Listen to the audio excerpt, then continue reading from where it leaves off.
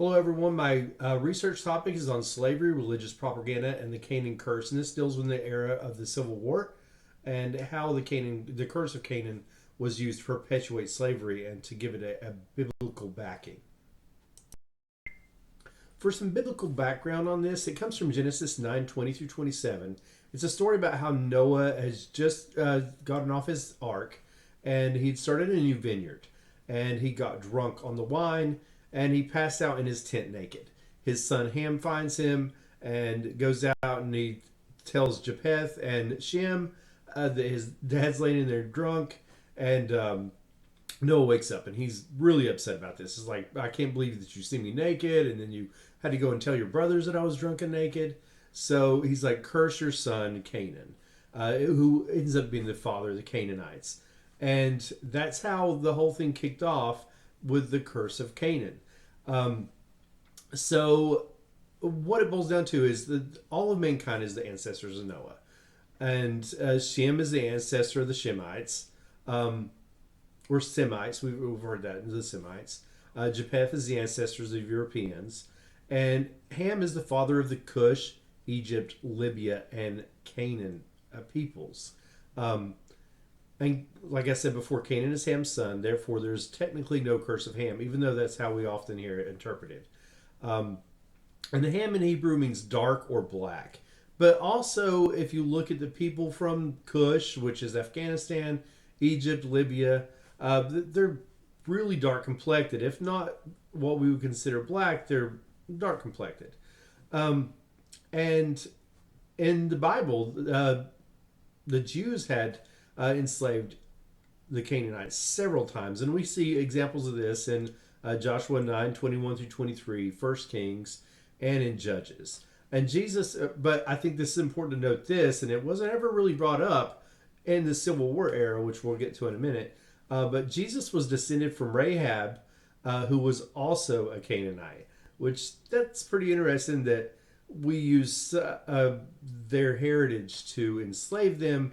But the Messiah is a descendant of the Canaanites themselves. So the abstract from my research investigates how misinterpretations of the curse of Ham in the Bible, or the curse of Canaan, became potent tools for justifying and perpetuating slavery in the American South. It investigates both pro-slavery and abolitionist rhetoric regarding the curse of Canaan to meet the individual mission goals of the era.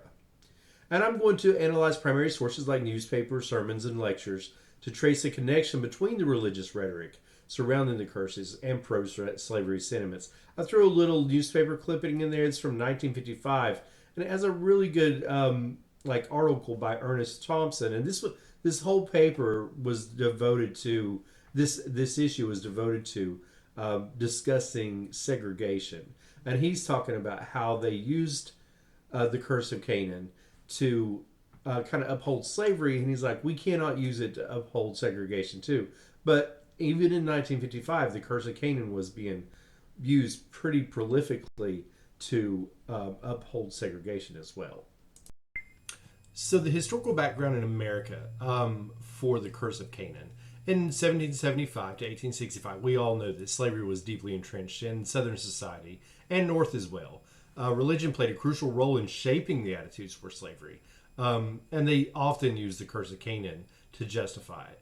And my research aims to understand how these narratives were exploited to endorse and perpetuate slavery.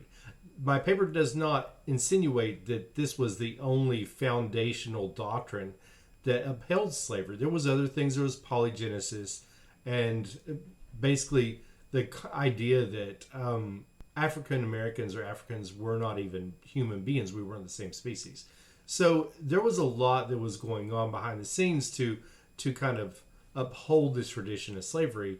But the curse of Canaan, my point is that it was a very effective tool for the South. And both the abolitionists and the pro-slavery folks were using different aspects of the Bible to meet their own agenda.